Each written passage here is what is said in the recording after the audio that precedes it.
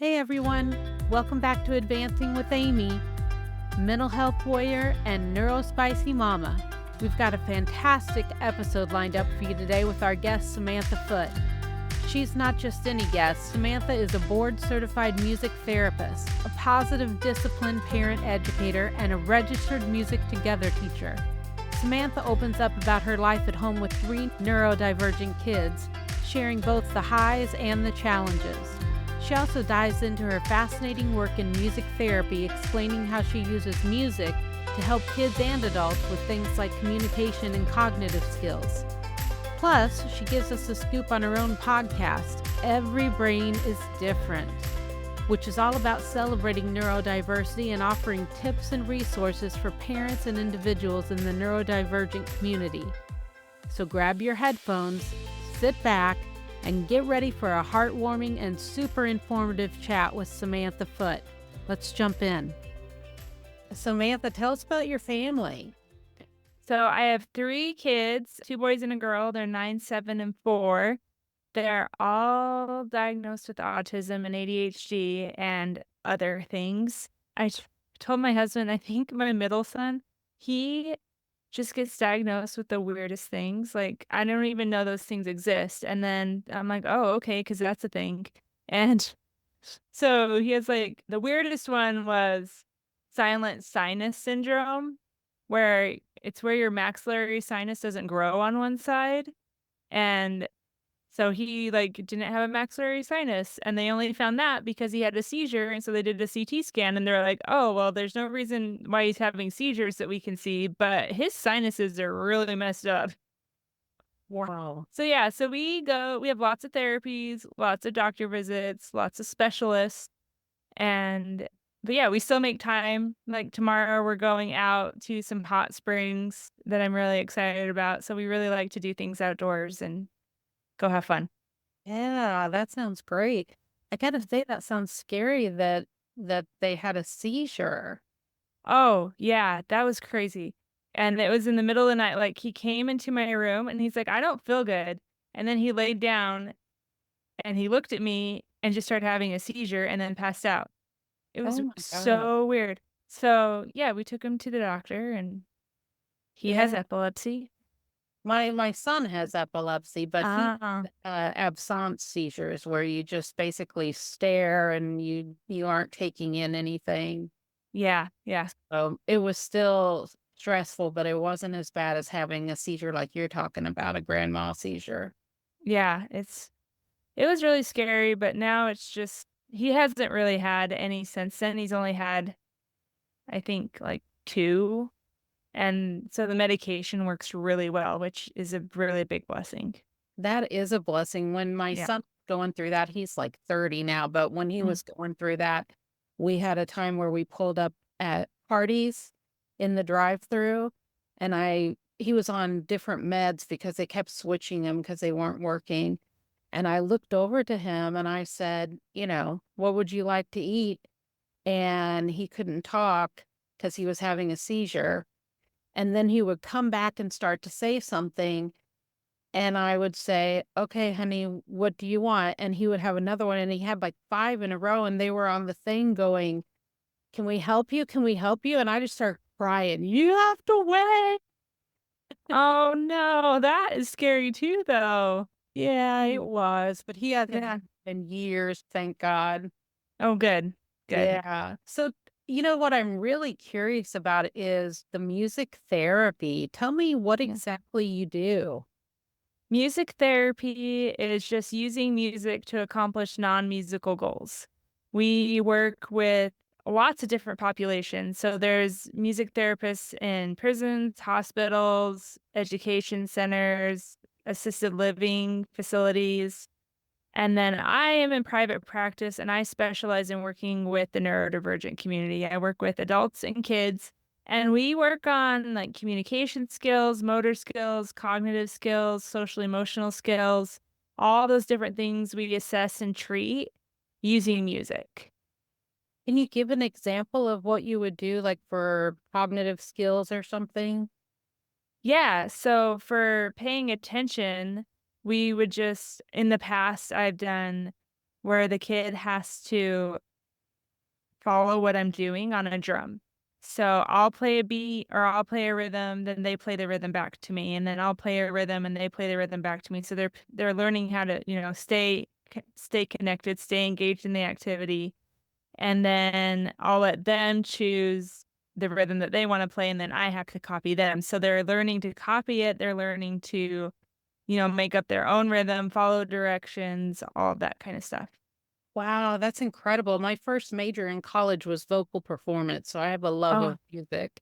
yeah. And I I've have to always take vocal enjoyed. lessons in college, and that was it was fun, but it was weird because she was training me to be like an opera singer, and I just needed to learn how to sing Old MacDonald Had a Farm, like, with my guitar and.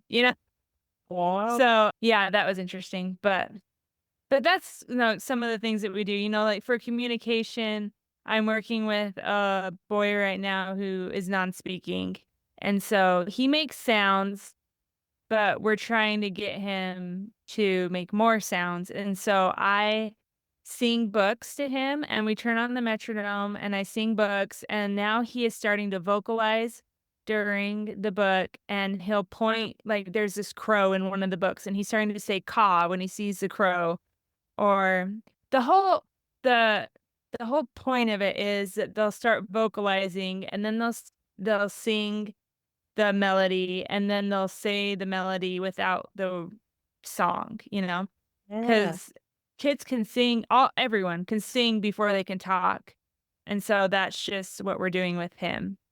How rewarding. Yeah, I love it. Yeah. How long have you been doing that? I've been a board certified music therapist for 13 years. Oh my gosh. And you have a podcast too. Tell me about that.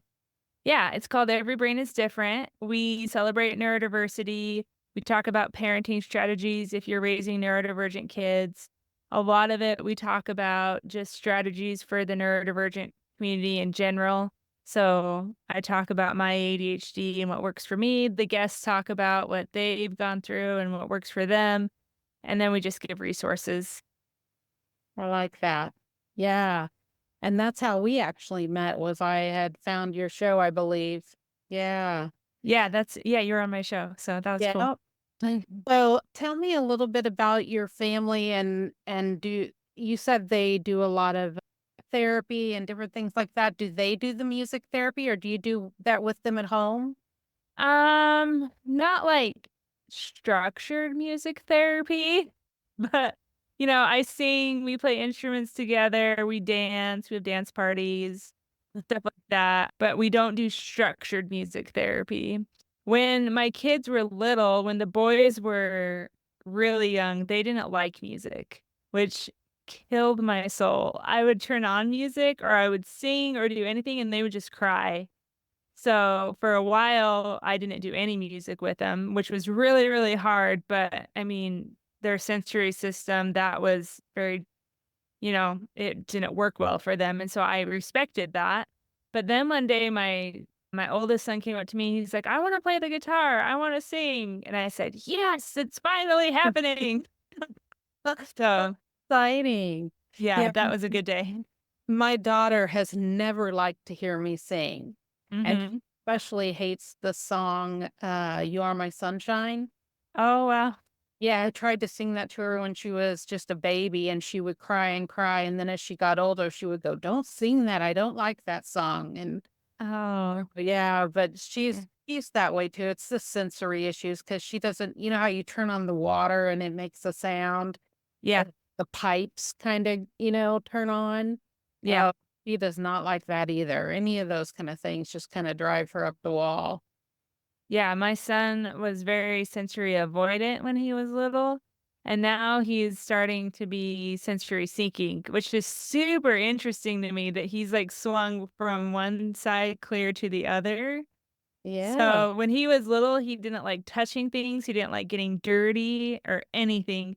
On his first birthday, I gave him, the smash cake, Mhm. and he went to touch it, and he freaked out and started crying, and then his leg got in the cake, and so then he started crying even more, and he was screaming, And I hurried and got him, took him to the shower and got him cleaned up. But everyone at his birthday party was just like, "What is happening? What is his problem?"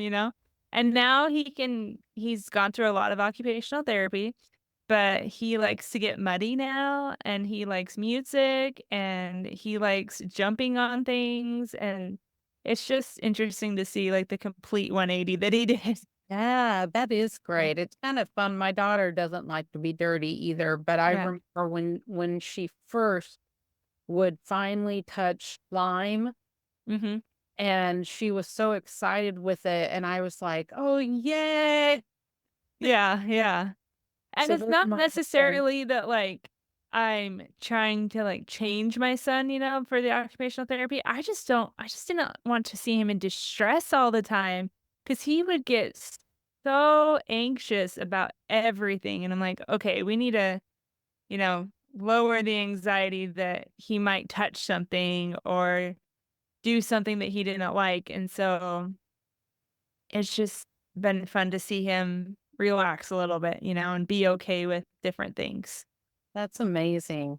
What Yeah. would you tell someone who has a child who they think it might be autistic and is going through what you went through when your children were young? Definitely get an evaluation, and I know that evaluations can take so long, and so get an evaluation, though, talk to your pediatrician, and I do want to say that pediatricians do not diagnose autism, so if you think that there's something going on with your kid and your pediatrician says not to worry about it, maybe get a second opinion about that, because they're not trained to diagnose autism and other neurodivergent diagnoses. So, go to the right specialist to get the assessment. And then even if they're not assessed and they're not given the diagnosis, but they're showing signs of autism or signs of ADHD, you can join support groups, you can, like, get occupational therapy, you can get music therapy. I mean, I do parent coaching for parents who have kids on the spectrum or who are neurodivergent. So there are resources for you without an official diagnosis, but getting that official diagnosis does open doors that are closed unless you have that diagnosis. Mostly what I'm talking about is you get more funding if you have an official diagnosis. Like, you can get on Medicaid, the Katie Beckett program, and then you can get your therapies and medical bills paid for. Is that what the Katie Beckett program does? I've never heard of Yeah. it. Yeah, the Katie Beckett program, they allow you to be on Medicaid no matter what your income level. And so in Idaho, you can get Medicaid depending on your diagnosis and the severity of your diagnosis. So you do have to do, like, an assessment. It's called the Vineland assessment. And depending on what that says, if you score low enough on that, then you can get the Katie Beckett Medicaid. And that pays for all medical care that your typical insurance would pay for. And then, at least in Idaho, they have a waiver that you can get on called the Family Direct or Self-Direct waiver, and that pays for non-traditional therapies like music therapy, aqua therapy, horse therapy, art therapy, all the different, like, non-traditional therapies, and it has been such a huge blessing in my life with my kids. Well, yeah, We yeah. would be we would be bankrupt if it wasn't for the Katie Beckett program, because my middle son has so many things going on. He's had, like, 7 surgeries and he's only 7 years old. And then just, he's been in speech therapy, occupational therapy, all that different stuff. So, yeah, the Katie Beckett program definitely has been a huge blessing in our lives.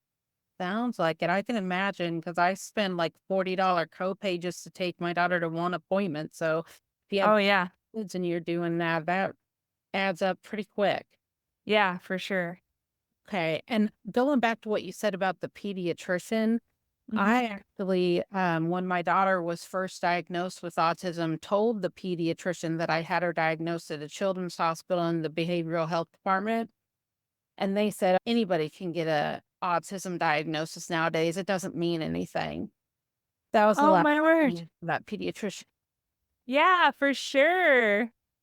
It drives me crazy when people are like, "Everyone's a little bit autistic." No, not true. Right. Like, you might show characteristics of autism, but Right. you're not autistic, you know? So, and I just think it it lessens the experience for other people, you know? So if you say everyone has a little bit of autism, you're taking away from the people who actually are autistic and have to deal with that, or I don't want to say deal with it, but you know what I mean. Like Yeah, you're diluting that live dynamic with it. Yeah. and making it not Yeah. matter. Yeah. And making it seem like they don't actually need the supports that they need. Exactly. Yeah. So, is there anything you want to leave our audience with today? Yeah, if they want to listen to Every Brain is Different, it's, on all the major platforms.